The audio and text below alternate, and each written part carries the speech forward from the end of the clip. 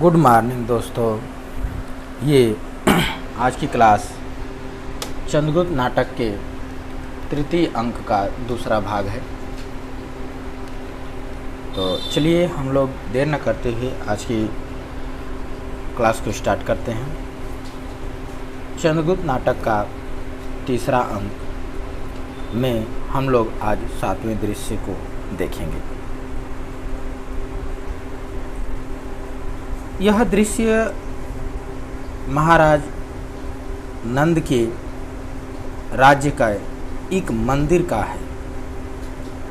एक मंदिर के प्रकोष्ठ का चित्र है, दृश्य प्रदर्शित है। वहाँ पर नंद बोलते हैं, एक मंदिर का दृश्य है। तो नंद बोलते हैं, आज क्यों मेरा मन अनायास ही शंकित हो रहा है। कुछ नहीं। फिर बोलता है होगा कुछ। एक बार कहता है कुछ नहीं होगा। फिर कहता है होगा कुछ तो होगा। सेनापति मौर्य की स्त्री को साथ लिए हुए वह रुचि का प्रवेश होता है। कात्यायन जिसको कहते हैं, तो सेनापति मौर्य की एक स्त्री है। तो सेनापति मौर्य कौन है? चंद्रगुप्त के पिता है और उनकी स्त्री यानी चंद्रगुप्त की माता है। तो उसको लेकर के वरुचि का क्या हो रहा है? प्रवेश हो रहा है। तो नंद कहते हैं कि कौन है यह स्त्री? वरुचि, जय हो देव, यह सेनापति मौर्य की स्त्री है। नंद कहते हैं क्या कहना चाहती है? तो स्त्री बोलती है राजा प्रजा का पिता है। स्त्री कहती है कि राजा तो प्रजा का पिता है, वही उसके अपराधों को क्षमा करके सुधार सकता है। चंद्रगुप्त बालक है सम्राट। तो स्त्री बोलती है कि चंद्रगुप्त बालक है सम्राट, उसके अपराध मगध से कोई संबंध नहीं रखते। उसने जो अपराध किए हैं वह अपराध मगध से कोई संबंध नहीं रखते। तब भी वह निर्वासित है और तब भी उसे निर्वासित कर दिया गया है इस राज्य से। परंतु सेनापति पर क्या अभियोग है?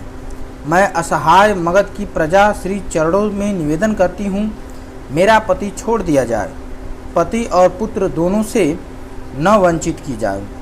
तो मेरा निवेदन है आपसे, आपके चरणों में, कि मेरे पति को छोड़ दिया जाए और मेरे पुत्र को भी वंचित न किया जाए, राज्य से निर्वासित न किया जाए, क्योंकि ये दोनों को मेरे पास छोड़ दिया जाए। ठीक है, दोनों को जो है मुक्त कर दिया जाए, मैं दोनों से वंचित नहीं रह सकूंगी। नंद कहता है रंपी, राजदंड पति और पुत्र के मोह जाल से सर्वथा स्वतंत्र है। वो कहता है हे स्त्री, राजदंड जो है राजा का जो दंड है वो पति और पुत्र के मोह जाल से सर्वथा स्वतंत्र है, इसमें मोह नहीं होता। षड्यंत्रकारियों के लिए बहुत निष्ठुर है, और जो षड्यंत्र रचता है राज्य के खिलाफ उसके लिए तो और निष्ठुर है, निर्मम है, कठोर है, दया नहीं करता। तुम लोग आग की ज्वाला से खिलने का फल भोगो, और तुम लोग जो है ये समझो मैं आग हूँ और तुम लोग इस आग की ज्वाला से खेलने के लिए जो खेल खेले हो उसका फल भोगो। नंद कहता है नंद इन आंसू भरी आंखों तथा अंचल पसार कर भिक्षा के अभिनय में नहीं भुलाया जा सकता। कह रहा है कि जो मैं नंद हूँ, तो कह रहा है कि नंद जो है, नंद को आंसू भरी आंखें दिखा करके और अंचल ऐसे पसार करके और भिक्षा का नाटक रच करके, भिक्षा मांगने का अभिनय करके, नाटक करके भुलवाया नहीं जा सकता मुझे। कौन कह रहा है? नंद। मैं इन्हें माफ नहीं करने वाला, इन्होंने मेरे खिलाफ षड्यंत्र रचा है। आगे देखिए। तब स्त्री कहती है कि ठीक है महाराज, मैं ही भ्रम में थी। वो कहती है कि ठीक है महाराज, मैं ही भ्रम में थी, मुझे भ्रम हो गया था। सेनापति मौर्य का ही तो यह अपराध है। सेनापति मौर्य का ही तो यह अपराध है। जब कुसुमपुर की समस्त प्रजा विरुद्ध थी, वो कहती है कि जब कुसुमपुर की समस्त प्रजा विरुद्ध थी, जब जारज पुत्र के रक्त रंगे हाथों से सम्राट महापद की लीला शेष हुई थी, तभी सेनापति को चेतना चाहिए था।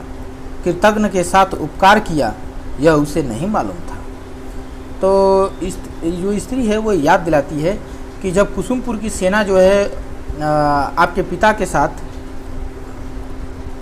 के साथ विद्रोह कर रही थी, मारने के लिए जब पकड़ ली थी, तब सेनापति अपने पति को कह रहे कि तब मेरे पति को उसी समय चेत लेना चाहिए था कि बचाना नहीं चाहिए था। उन्होंने कृतज्ञ किया और उपकार कर दिया आपके ऊपर। उसी समय उनको ये बात ध्यान में रखनी चाहिए थी। तो वही कह रहे कि ठीक है महाराज, मैं ही भ्रम में थी, सेनापति मौर्य का ही यह अपराध है। तो उन्होंने स्त्री कह रही कि वो उस समय वो समझ लीजिए अपराध कर दिए जो बचा दिए। नंद चुप दुष्टे, नंद कहते हैं कि चुप दुष्टे। अब नंद क्या करे, अब नंद के पास कहने के लिए कुछ था ही नहीं। कहते हैं चुप दुष्टे, और उसका केस पकड़कर खींचना चाहता है और उसका ऐसे बाल पकड़ करके खींचना चाहता है। तब तक बरूची बीच में आकर रोकता है और बोलता है, महाराज सावधान, यह अबला है और स्त्री है, ऐसे नहीं खींच सकते बाल पकड़ करके, वो चाणक्य नहीं है। नंद कहते हैं, यह मैं जानता हूँ कात्यायन, हटो, मैं जानता हूँ कि ये स्त्री है, अबला है। और रुचि कहता है, आप जानते हैं पर इस समय आपको विस्मृत हो गया है। वरुचि कहता है, हाँ मुझे पता है आप जानते हैं, पर इस समय आप भूल रहे हैं, याद दिला रहा हूँ। नंद, तो क्या मैं तुम्हें भी इसी कुचक्र में लिप्त समझूं? नंद कहते हैं, तो क्या मैं तुम्हें भी ये मान लूँ कि तुम भी इसी कुचक्र में लिप्त हो, इनके साथ मेरे खिलाफ कुचक्र रच रहे हो? वरुचि बोलता है, यह महाराज की इच्छा पर निर्भर है, यह महाराज की इच्छा पर निर्भर है, वो क्या मुझे समझे। और किसी का दास न रहना मेरी इच्छा पर है, और मैं किसी का दास रहूं या न रहूं ये मेरी इच्छा पर है। मैं शस्त्र समर्पण करता हूं, और ये मैं आज शस्त्र, जो ये शस्त्र आपने दिया है, वो शस्त्र मैं समर्पित करता हूं। नंद, वरुचि का छुरा उठाकर, नंद जो है राजा जो है वरुचि का छुरा उठाता है, दे देता है उठाकर, और बोलता है, विद्रोह, ब्राह्मण हो न तुम, क्योंकि ब्राह्मण से उसको बहुत चिढ़ है। तो बोलता है, विद्रोह, ब्राह्मण हो न तुम, मैंने अपने को स्वयं धोखा दिया है, जाओ परंतु ठहरा प्रतिहार। प्रतिहार सामने से आ जाता है। नंद बोलता है, इसे बंदी करो। नंद बोलते हैं प्रतिहार से कि इसे बंदी करो और इस स्त्री के साथ मौर्य के समीप पहुंचा दो। और कह रहे हैं कि इस स्त्री के साथ इसे भी मौर्य जहां बंदी है उसके समीप पहुंचा दो। मौर्य यानी मौर्य सेनापति जहां बंदी किया गया है उसी के पास पहुंचा दो, वहीं बंद करो दोनों को। प्रहरी दोनों को बंदी करते हैं। वरुचि बोलता है, नंद तुम्हारे पाप का घड़ा फूटना ही चाहता है। वरुचि चेतावनी देते हैं कि नंद तुम्हारे पाप का घड़ा अब फूटना ही चाहता है। अत्याचार की चिंगारी साम्राज्य का हरा भरा यह वन दग्ध कर देगी। कह रहे हैं कि जो अत्याचार की जो चिंगारी तुम लगा रहे हो उस साम्राज्य के इस हरे भरे वनों को जला देगी। न्याय का गला घोट कर तुम उस भीषण पुकार को नहीं दबा सकोगे जो तुम तक पहुंचती है, अवश्य, किंतु चाटुकारों द्वारा और ही ढंग से। कह रहे हैं कि चाटुकारों के द्वारा तो और तेजी से पहुंचेगी, और पहुंचना चाह रही है, आग बस लगने वाली है, जला करके इस राज्य को नष्ट कर देगी। नंद बोलता है, बस ले जाओ, इसकी बात मैं सुनना नहीं चाहता, और सभी का प्रस्थान हो जाता है। नंद बोलता है, स्वागत, क्या अच्छा नहीं किया? स्वागत होगा। तो नंद कहता है कि सोचता है कि क्या अच्छा नहीं किया, परंतु ये सब मिले हैं। फिर कहता है, जाने दो, जो होगा देखा जाएगा। तभी एक प्रतिहार का प्रवेश होता है। तो प्रतिहार से बोलता है क्या है? तो प्रतिहार बोलता है जय हो देव, एक संदिग्ध स्त्री राज मंदिर में घूमती हुई पकड़ी गई है। एक संदिग्ध स्त्री राज मंदिर में घूमती हुई पकड़ी गई है। उसके पास आमत्य राक्षस की मुद्रा और एक पत्र मिला है। उसके पास आमत्य राक्षस की मुद्रा है, अंगूठी है, और एक पत्र मिला है। जो राक्षस ने मुद्रा दिया था चाणक्य को, उसी मुद्रा को लेकर के वो स्त्री आई है। और आप जान ही रहे हो स्त्री कौन है, ठीक है, मालविका है। वो स्त्री मालविका है जिसे चाणक्य ने अंगूठी दे करके यहाँ भेजा है। नंद बोलता है अभी ले आओ। प्रतिहार जाकर मल्लिका को साथ लाता है। अब प्रतिहार जाता है और मालविका को लेकर के आता है। नंद बोलता है तुम कौन हो? मालविका से बोलता है राजा कि तुम कौन हो? मालविका कहती है मैं एक स्त्री हूँ महाराज। नंद बोलता है पर तुम यहाँ किसके पास आई हो? मालविका मुझे किसी ने शतुद्र तट से भेजा है। मैं पथ में बीमार हो गई थी, विलंब हो गया, मुझे आने में विलंब हो गया। नंद बोलता कैसा विलंब? मालविका इस पत्र को सुवासिनी नाम की स्त्री के पास पहुंचाने में। यानी कि एक पत्र है मेरे पास, इसी पत्र को किसी सुवासिनी नाम की स्त्री है उसी के पास पहुंचाना है, और रास्ते में मैं बीमार हो गई थी इसीलिए देर हो गया, मुझे पहले ही आना चाहिए था। नंद बोलता है किसने तुमको भेजा है? तुम्हें किसने भेजा? मालविका मैं नाम तो नहीं जानती। नंद प्रतिहार से बोलता है पत्र कहाँ है? प्रतिहार पत्र और मुद्रा देता है। पत्र और मुद्रा जो है प्रतिहार नंद की ओर बढ़ाता है। नंद कहते हैं तुमको बतलाना पड़ेगा किसने तुमको यह पत्र दिया है, बोलो, शीघ्र बोलो। राक्षस ने भेजा था क्या? मालविका राक्षस नहीं, वह मनुष्य था। मालविका कहती कि राक्षस नहीं था, वह मनुष्य था। नंद कहता है दुष्टे शीघ्र बता, वह राक्षस ही रहा होगा। मालविका जैसा आप समझ ले।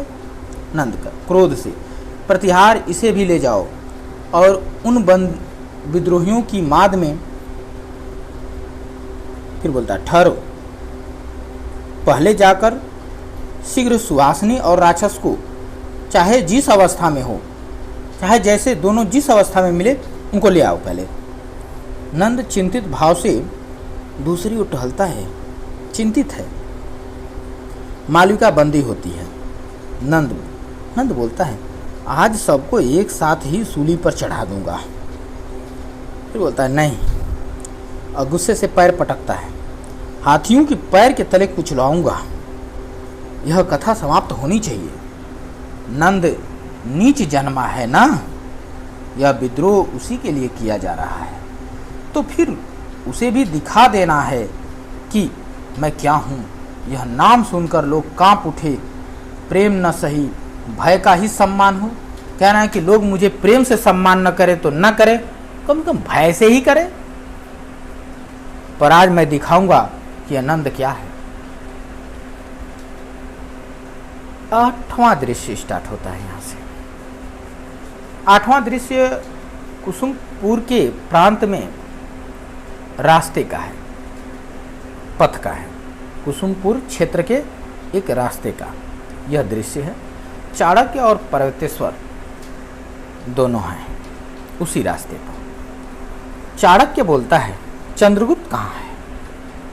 तो पर्वतेश्वर बोलता है, पर्वतेश्वर आप जान रहे होंगे राजा पौरुष हैं, जो चाणक्य की साथ अब मिल चुके हैं। चाणक्य ने उनका मदद किया है तो वो उनके साथ हम मिल चुके हैं।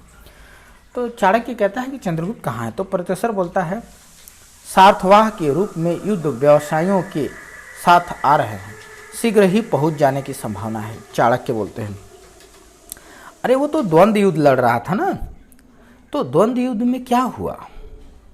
पर्वतेश्वर बोलता है चंद्रगुप्त ने बड़ी वीरता से युद्ध किया और समस्त उत्तरापथ में फिलिप्स के मारे जाने पर नया उत्सव फैल गया है, एकदम उत्सव मना रहे हैं।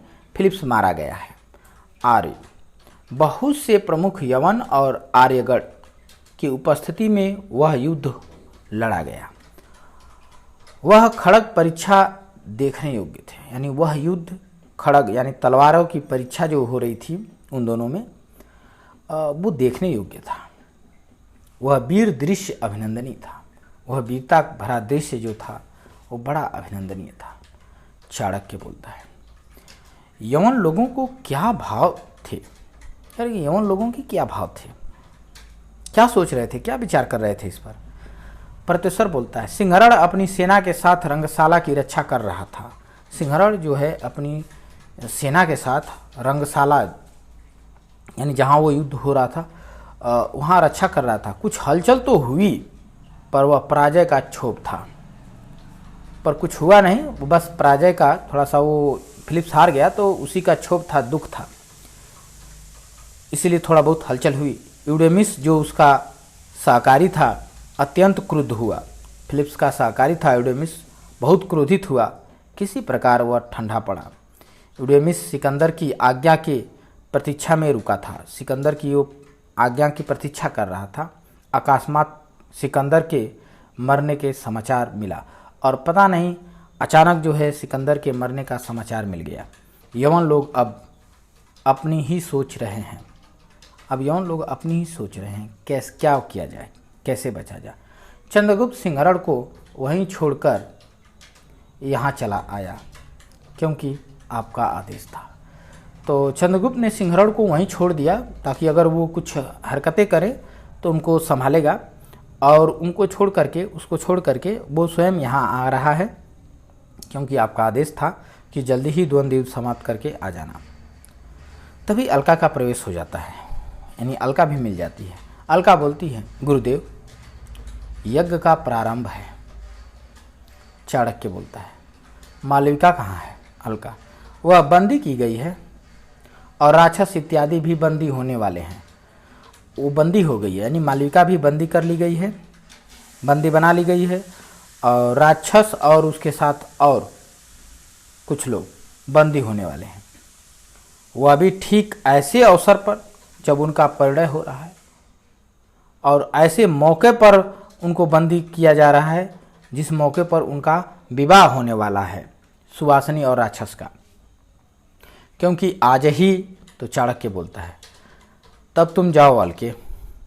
चाणक्य कहता है कि तब तुम जाओ अलके, उस उत्सव में तुम्हें अलग न रहना चाहिए। कह रहे हैं कि उस उत्सव में तुम्हें अलग नहीं होना चाहिए, तुम्हें भी उत्सव में शामिल होना चाहिए। उनके पकड़े जाने के अवसर पर ही नगर में उत्तेजना फैल सकती है, और वो जैसे पकड़े जाएंगे तो नगर में एक उत्तेजना फैलेगी। जाओ, शीघ्र जाओ। और अलका का प्रस्थान होता है। प्रत्युत्तर बोलता है, मुझे क्या आज्ञा है। तो चाणक्य कहता है, कुछ चुने हुए अश्वरोहियों को साथ लेकर प्रस्तुत रहना। कुछ चुने हुए अच्छे अश्वरोही घुड़सवारों के साथ लेकर तुम प्रस्तुत रहना, जब जरूरत पड़ेगी तैयार रहना।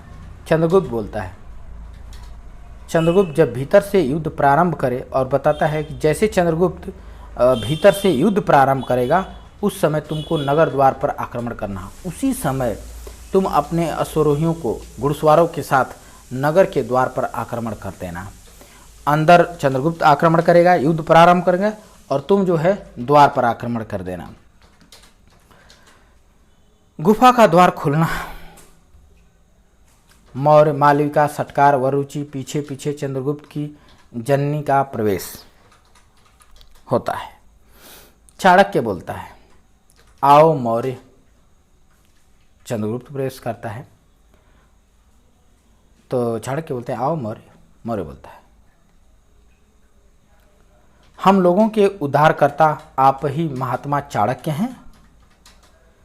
तो मौर्य को छुड़ा लिया गया है। मालविका, सटकार, वरुचि सभी को छुड़ा लिया गया है। गुफा का द्वार खुलता है, वो किसी दूसरे मार्ग से इनको निकाला जाता है। और चंद्रगुप्त के जननी यानी माता को भी छुड़ा लिया गया है। चाणक्य कुछ रणनीति के माध्यम से इनको सभी को छुड़ा लिया है।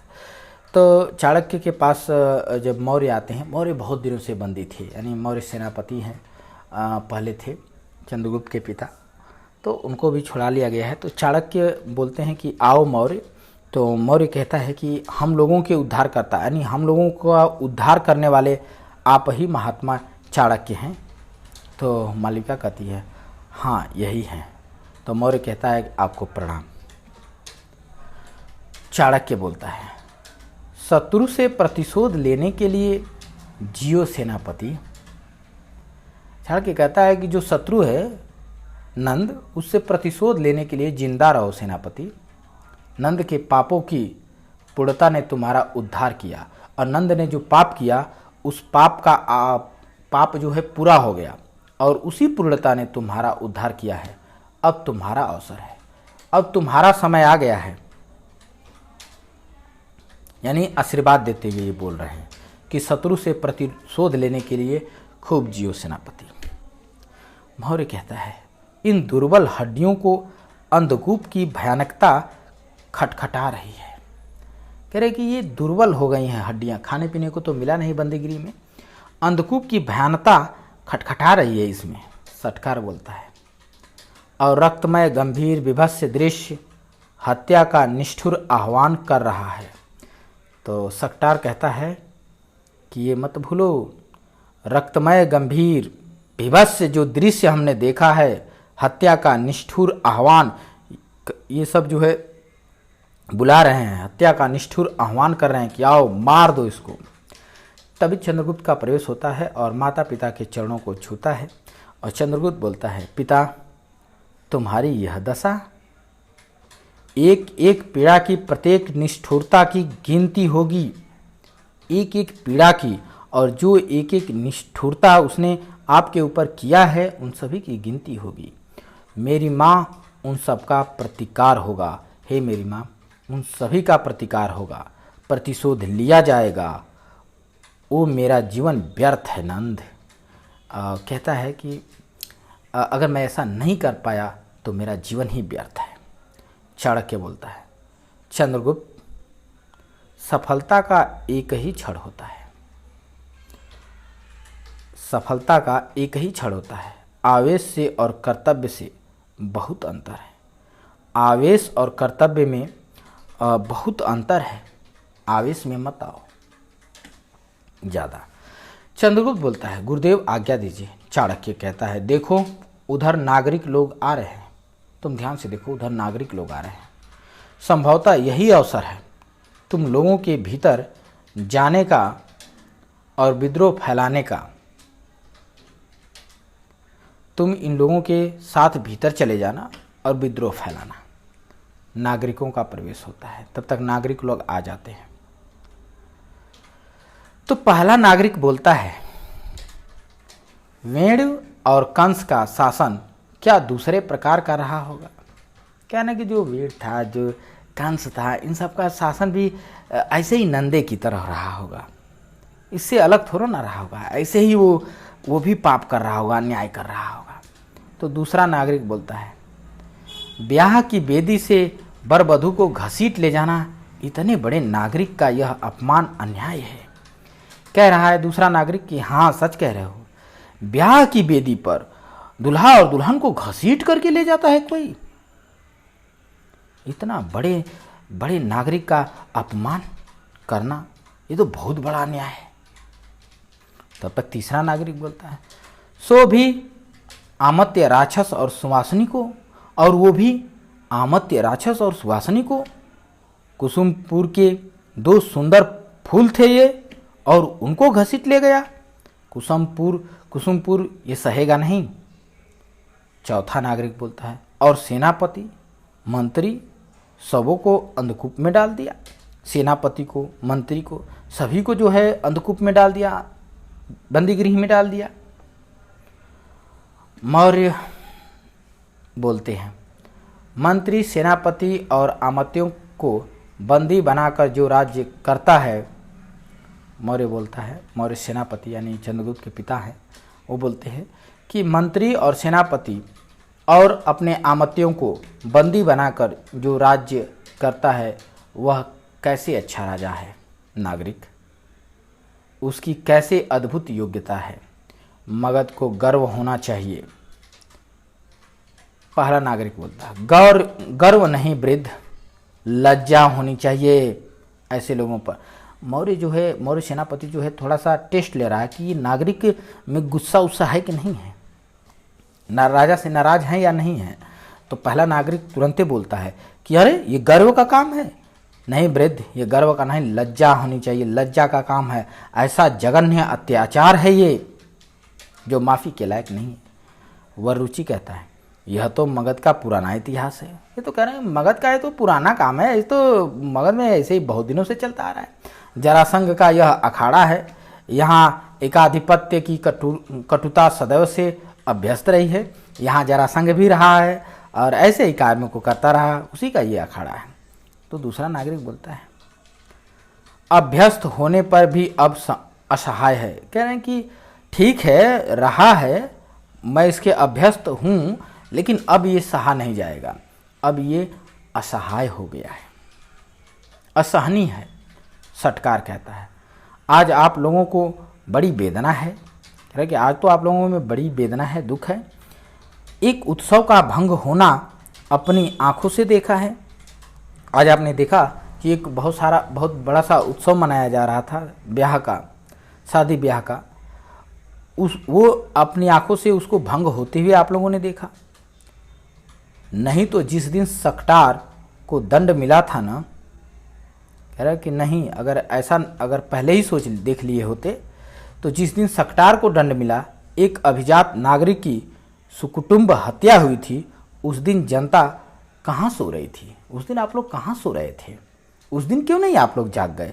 आज ये दिन न देखना पड़ता, इतना नहीं सहना पड़ता? कौन कह रहा है? सकटार कह रहा है।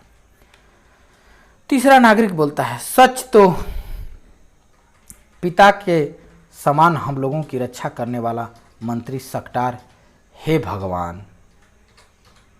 तो सकटार कहता है कि मैं ही हूं वो सकटार, मैं ही हूं।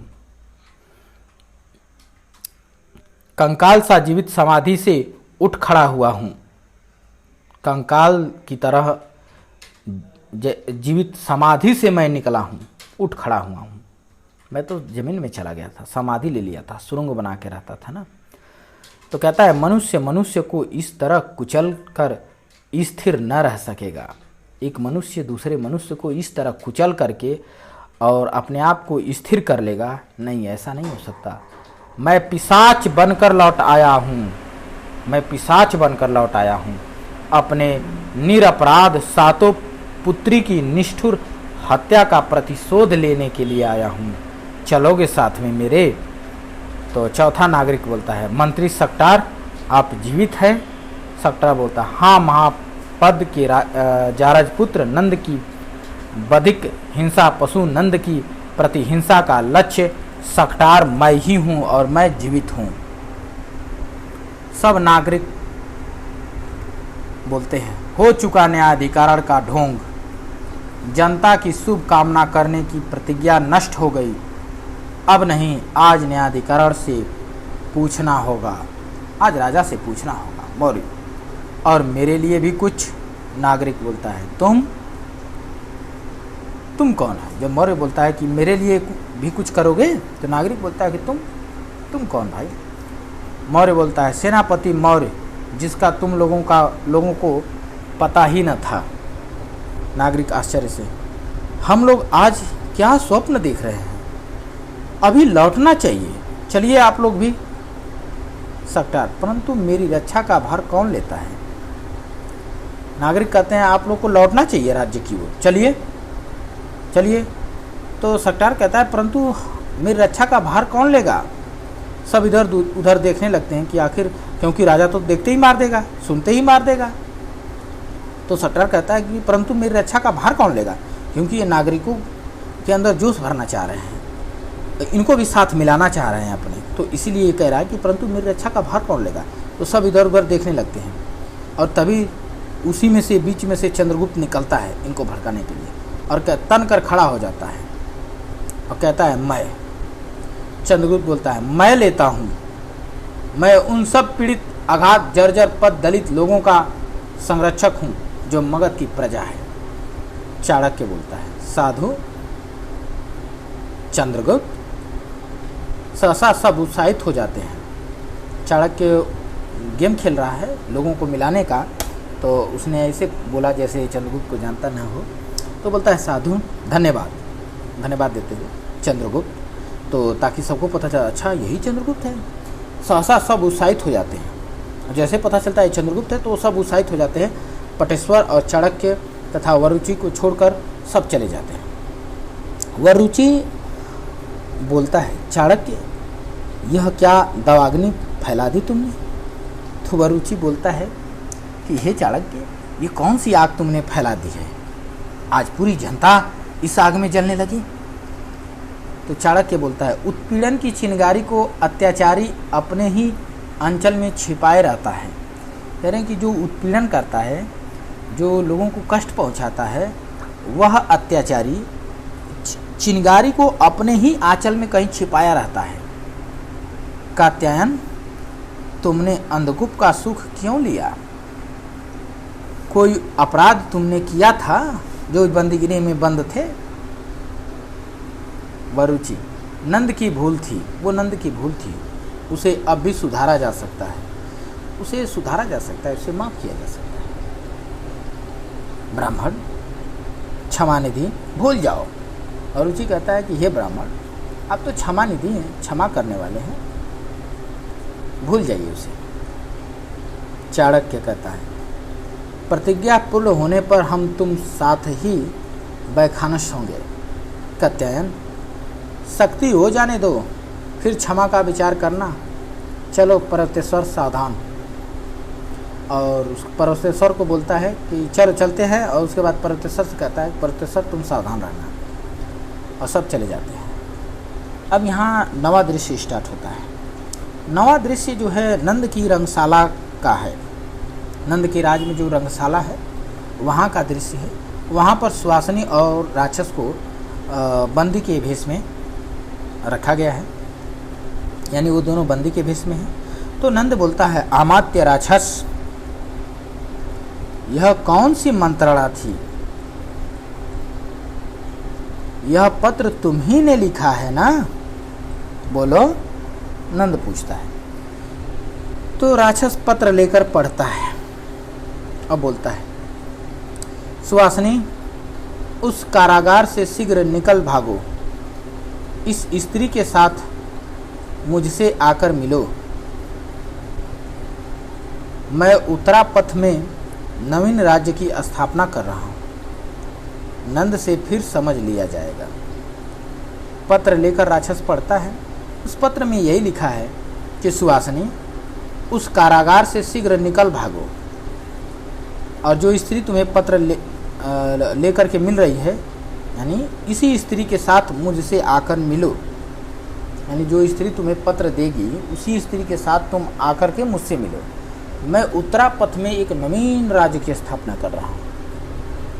बाद में नंद से समझ लिया जाएगा, इत्यादि इत्यादि।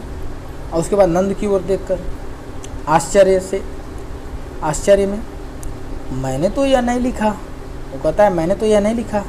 यह कैसा प्रपंच है और किसी का नहीं, उसी ब्राह्मण चाणक्य का है महाराज। वो कहता है कि ये कोई प्रपंच रचा है मेरे खिलाफ, और यह प्रपंच और किसी का नहीं बल्कि उसी ब्राह्मण चाणक्य का है महाराज।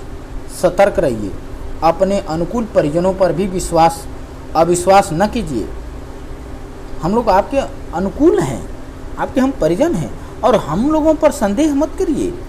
कोई भयानक घटना होने वाली है, यह उसी का सूत्रपात है। अब चाणक्य ने तो अपना जो चाल है वो चल दिया है, यानी राक्षस से और राजा से एक दूसरे को भड़का दिया, विद्रोह दोनों में करा दिया। नंद बोलता है, इस तरह से मैं प्रताड़ित नहीं किया जा सकता। देखो, यह तुम्हारी मुद्रा है, इस तरह तुम मुझे नहीं भुलवा सकते। यह अपनी मुद्रा देखो, यह तुम्हारी ही मुद्रा है। और मुद्रा देता है। राक्षस देखकर सिर नीचा कर लेता है। राक्षस समझ जाता है कि अब समझाना मुश्किल है। नंद बोलता है, कृतज्ञ, बोल, उत्तर दे। उत्तर दे, इस अंगूठी का तुम क्या करेगा? ये तो सत्य है ना, तुम्हारी ही है। राक्षस कहता है, मैं कहूँ भी तो आप मानने ही क्यों लगें? अगर मैं कुछ कहूँ तो आप विश्वास क्यों करेंगे? कर ही नहीं सकते, इसलिए मुझे चुप ही रहना पड़ेगा। नंद बोलता है, तो आज तुम लोगों को भी उसी अंधकूप में जाना होगा, प्रतिहार ले जाओ। राक्षस बंदी किया जाता है और नागरिकों का प्रवेश होता है। राक्षस को श्रृंखला में जकड़ा हुआ देखकर उन सबों में उत्तेजना होती है। अब जैसे नागरिक प्रवेश करते हैं तो उधर से चाणक्य इनको तो भेजा ही है, थोड़ा इनके गुस्से को और बढ़ा करके, और वो देखते हैं कि राक्षस को जंजीरों से बांध दिया गया है, और जैसे देखते हैं तो सब उत्तेजित हो जाते हैं। नागरिक बोलता है, सम्राट, आपसे मगध की प्रजा प्रार्थना करती है कि राक्षस और अन्य लोगों पर भी राजदंड द्वारा किए गए जो अत्याचार है उनका फिर से निराकरण होना चाहिए। तो नंद बोलता है, क्या तुम लोगों को मेरे न्याय में अविश्वास लगता है? विश्वास नहीं है मेरे न्याय पर? तो नागरिक बोलते हैं, इसके प्रमाण हैं सक्टार, वररुचि और मौर्य, जो तुम इन लोगों को बंदी बना लिए थे। ये इसके प्रमाण हैं कि तुम जो है तुम्हारे न्याय पर अविश्वास हो रहा है। तो नंद बोलता है उन लोगों को देखकर, सक्टार तू अभी जीवित है? नंद बोलता है कि सक्टार तू अभी जीवित है? तो सक्टार बोलता है, जीवित हूँ नंद, नियति सम्राटों से भी प्रबल है। जो नियति है यानी नियति ईश्वर प्रकृति, कह रहा नियति सम्राटों से भी प्रबल है। नंद, यह मैं क्या देखता हूँ प्रतिहार? पहले इन विद्रोहियों को बंदी करो, क्या तुम लोगों ने इन्हें छुड़ाया है? कैसे ये बाहर निकल गए? नागरिक, उनका न्याय हम लोगों के सामने किया जाए, जिससे हम लोगों को राज नियमों में विश्वास हो। सम्राट, हमें राज के नियम और न्याय पर अविश्वास हो गया है, तो इसका न्याय आप हम लोगों के सामने कीजिए ताकि हमको विश्वास हो। न्याय को गौरव देने के लिए इनके अपराध सुनने की इच्छा है।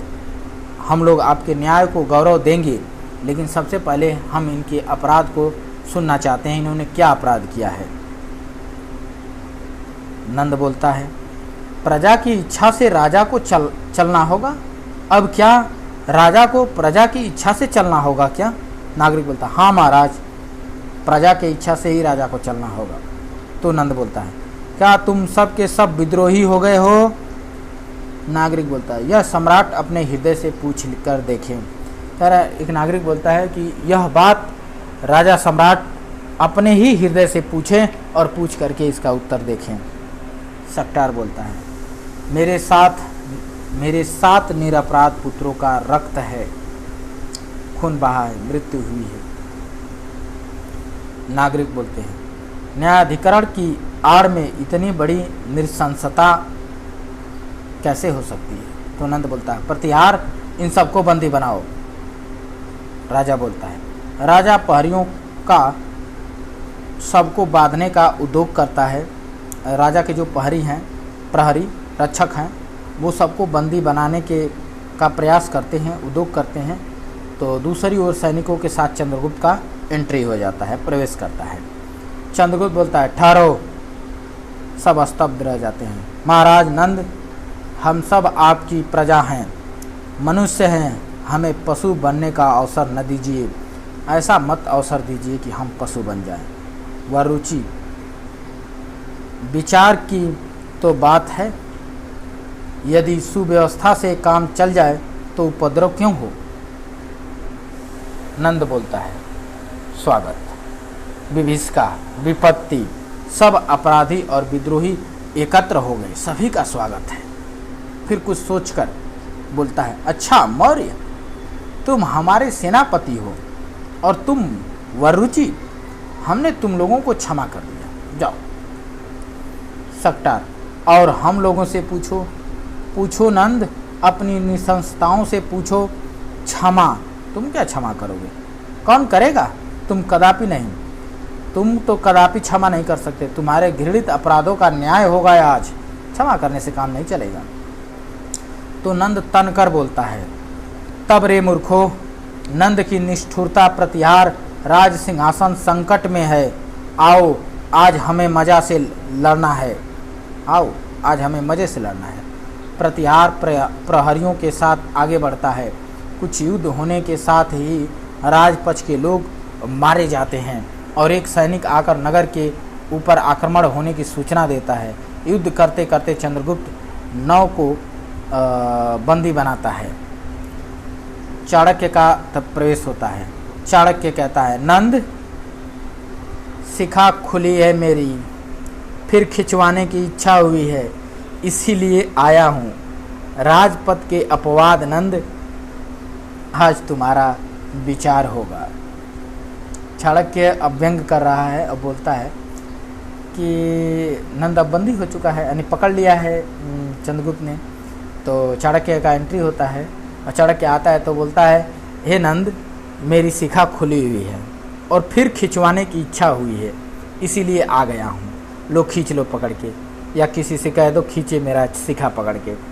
राजपथ के अपवाद नंद, आज तुम्हारा विचार होगा, आज तुम्हारा न्याय होगा। तो नंद बोलता है, तुम ब्राह्मण, मेरे टुकड़ों से पलने वाले दरिद्र, तुम मगध के सम्राट का विचार करोगे? तुम सब लुटेरे हो, डाकू हो, विप्लवी हो, अनार्य हो, आर्य नहीं हो।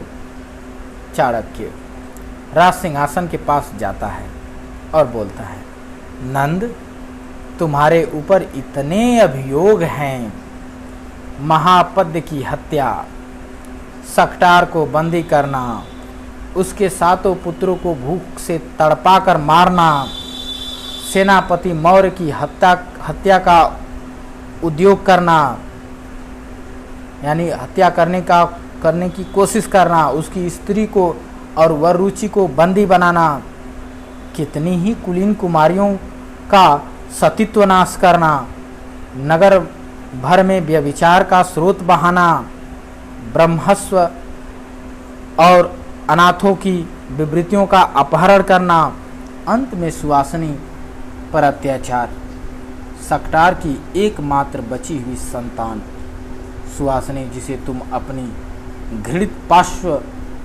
वृत्ति का, तब तक नागरिक बीच में रोककर हल्ला मचाते हुए और चाणक्य से बोलते हैं कि बस बस पर्याप्त है, इतना आपने बता दिया, ये सब पर्याप्त है इसे दंड देने के लिए। कौन बोलते हैं? नागरिक। यह पिशाच लीला और सुनने की आवश्यकता नहीं है। ये जो आप पिशाच लीला, राक्षस लीला जो सुना रहे हैं, अब इसकी आवश्यकता नहीं है। सब प्रमाण वहीं उपस्थित हो गया है, यानी सब कुछ अब जानकारी हो गई, सारा प्रमाण मिल गया, अब ज़्यादा कहने की जरूरत नहीं है। हे चाणक्य, अब हम सब समझ गए हम लोग। कौन बोलते हैं? नागरिक। तो चंद्रगुप्त बोलता है, ठहरिए नंद से। चंद्रगुप्त जो है नागरिक को कहता है ठहरिए, और नंद से बोलता है, कुछ उत्तर देना चाहते हैं नंद? नंद बोलता है, कुछ नहीं, वध करो, हत्या करो का आतंक फैलता है। अब चारों ओर शोर होने लगता है, अरे इसका वध करो, मार डालो इसे, हत्या कर दो। चाणक्य बोलता है, तब भी कुछ समझ लेना चाहिए नंद। चाणक्य बोलता है, नंद फिर भी कुछ समझ लेना चाहिए। हम ब्राह्मण हैं, तुम्हारे लिए भिक्षा मांगकर तुम्हें जीवन दान दे सकते हैं लोगों से, बोलो, नहीं तो ये लोग मार सकते हैं। नहीं मिलेगी, नहीं मिलेगी कि उत्तेजना। अब पूरे जनता बोलती है, जब चाणक्य कहता है हम ब्राह्मण हैं, तुम्हारे लिए भिक्षा मांगेंगे लोगों से कि इसका जीवन दे दो, छोड़ दो इसको, तो तभी जनता बोलने लगती है, अरे नहीं नहीं, इसको भिक्षा में दान नहीं दिया, अरे जीवन दान नहीं दिया जा सकता, नहीं मिलेगी, नहीं मिलेगी। सब लोग चिल्लाने लगते हैं। कल्याणी को बंदनी बनाए पर्वतेश्वर का प्रवेश, और उधर कल्याणी को जो है बंदी बनाए हुए पर्वतेश्वर आता है। नंद बोलता है, आ बेटी, असहाय, मैं असहाय हूँ, मुझे क्षमा करो। चाणक्य, मैं कल्याणी के साथ अब जंगल में जाकर के तपस्या करना चाहता हूँ, मुझे छोड़ दो। चाणक्य बोलता है, नागरिक वृंद, आप लोग आज्ञा दे, नंद को जाने की आज्ञा दे। चाणक्य कहते हैं, हे नागरिक, आप लोग आज्ञा दे कि नंद यहाँ से जाएं। सकटार छुरा निकालकर नंद की छाती में घुसेड़ देता है। और तभी सकटार जो है छुरा निकालता है और नंद की छाती में घुसेड़ देता है। 7 हत्याएं है और बोलता है 7 हत्याएं की है तूने, यदि नंद 7 जन्मों में मेरे ही द्वारा मारा जाए तो मैं उसे क्षमा कर सकता हूँ। मैं इसे तभी क्षमा कर सकता हूँ जब मेरे द्वारा ये 7 जन्म लेकर के आए और मेरे द्वारा 7 जन्मों में मारा जाए, तभी इसको मैं क्षमा कर सकता हूँ। और बोलता है कि ये मगध राज्य नंद के बिन भी जी सकता है, नंद नहीं रहेगा तो भी ये मगध का सम्राट जिंदा रहेगा, साम्राज्य जीवित रहेगा। बरुचि बोलता है अनर्थ। जब बरुचि बोलता है अनर्थ तो सब लोग स्तब्ध हो जाते हैं। राक्षस बोलता है चाणक्य, मुझे भी कुछ बोलने का अधिकार है। राक्षस बोलता है क्योंकि इसको तो चाणक्य ने फंसा दिया था, मगध से नंद से भड़का दिया था। तो चाणक्य बोलता है आमत्य राक्षस का बंधन खोल दो। आज मगध के सब नागरिक स्वतंत्र हैं, इसलिए अब राक्षस का भी बंधन खोल दो। राक्षस सुवासिनी कल्याणी का बंधन सबका खोल दिया जाता है, कल्याणी को भी खोल दिया जाता है।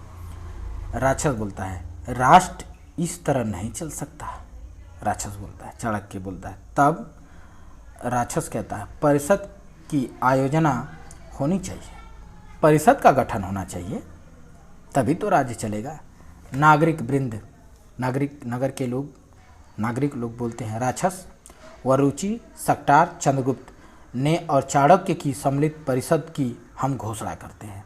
तो नागरिक सब चिल्ला के बोलते हैं कि हम परिषद की घोषणा करते हैं जिसमें राक्षस, वरुचि, सकटार और चंद्रगुप्त और चाणक्य शामिल हैं। तो चाणक्य बोलता है परंतु उत्तरापथ के समान गणतंत्र की योग्यता मगध में नहीं है और मगध पर विपत्ति की भी संभावना है। प्राचीन काल से मगध साम्राज्य रहा है, इसलिए यहाँ एक सबल और सुनियंत्रित शासक की आवश्यकता है। आप लोगों को यह जान लेना चाहिए कि यौन अभी हमारी छाती पर ही बैठा है। तो नागरिक बोलता है तो कौन इसके उपयुक्त है, तो इस राज्य के लिए उपयुक्त कौन है? चाणक्य बोलता है आप ही लोग इस पर विचार करिए। सकटार कहता है हम लोगों का उद्धारकर्ता, उत्तरापथ के अनेक समरों का विजेता वीर चंद्रगुप्त ही यहाँ के शासक बनने योग्य है। नागरिक बोलते हैं चंद्रगुप्त की जय हो। सभी नागरिक जो है नारा लगाते हैं चंद्रगुप्त की जय। चाणक्य बोलता है अस्तु, हो गया जो होना था। बढ़ो चंद्रगुप्त, सिंहासन शून्य नहीं रह सकता, सिंहासन खाली रहना ठीक नहीं है। बढ़ो चंद्रगुप्त, सिंहासन की ओर बढ़ो।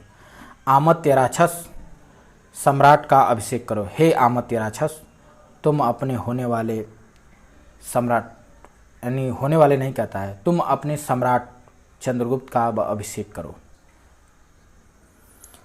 मृतक हटाए जाते हैं और जो लोग वहाँ मारे गए हैं उन सभी को हटाया जाता है। कल्याणी दूसरी ओर जाती है। कल्याणी जो है दूसरी ओर एक ओर चली जाती है, क्योंकि कल्याणी जो है, कल्याणी के पिता नंद थे, तो कल्याणी एक ओर हो जाती है। राक्षस चंद्रगुप्त का हाथ पकड़कर सिंहासन पर बैठाता है और राक्षस जो है चंद्रगुप्त को पकड़ता है उनका हाथ और ले जाके सिंहासन पर बैठा देता है। सब नागरिक बोलते हैं सम्राट चंद्रगुप्त की जय, मगध की जय। तो चाणक्य बोलता है मगध के स्वतंत्र नागरिकों को बधाई है। आज आप लोगों के राष्ट्र का नवीन जन्म दिवस है। स्मरण रखना होगा कि ईश्वर ने सब मनुष्य को स्वतंत्र उत्पन्न किया है। आप लोगों को याद रखना होगा हर मनुष्य को ईश्वर ने स्वतंत्र जन्म दिया है, परंतु व्यक्तिगत स्वतंत्रता वहीं तक दी जा सकती है जहां दूसरों की स्वतंत्रता में बाधा न पड़े। परंतु हर व्यक्ति को व्यक्तिगत स्वतंत्रता है, लेकिन यह स्वतंत्रता वहीं तक है जहां किसी दूसरे व्यक्ति को स्वतंत्रता में बाधा न पड़े। ये न कि आपको इतना स्वतंत्र न कर दें कि किसी दूसरे के जीवन में बाधा आ जाए। ठीक है, तो जैसे बाधा आएगी आपकी स्वतंत्रता वहाँ रोकी जाएगी। और बोलते हैं यही राष्ट्रीय नियमों का मूल है, और यही राष्ट्रीय नियमों का मूल है। वत्स चंद्रगुप्त, स्वेच्छाचारी शासन का परिणाम तुमने स्वयं देख लिया है। अब मंत्री परिषद सम्मित से मगध और आर्यवर्त के कल्याण में लगो। अब कह रहे हैं कि तुम तो व्यक्तिगत शासन, स्वेच्छाचारी शासन, जिसमें मंत्रिपरिषद का कोई सुना ही नहीं जाता था, उसका परिणाम तुम देख लिए हो। इसलिए तुम जो है स्वेच्छाचारी शासन मत करना, तुम जो है अपनी मंत्रिपरिषद की सम्मति से मगध का कल्याण करना। और सम्राट चंद्रगुप्त की जय का घोष होता है। और यहाँ से अब तृतीय अंक हमारा समाप्त होता है। अगले वीडियो में आप लोगों को चतुर्थ अंक मिलेगा, जिसका प्रथम दृश्य से आरंभ होगा। तब तक के लिए आप सभी लोगों को वीडियो में लगातार अंत तक बने रहने के लिए बहुत बहुत धन्यवाद। मिलेंगे फिर अगले वीडियो में चंद्रगुप्त नाटक का चतुर्थ अंक को लेकर।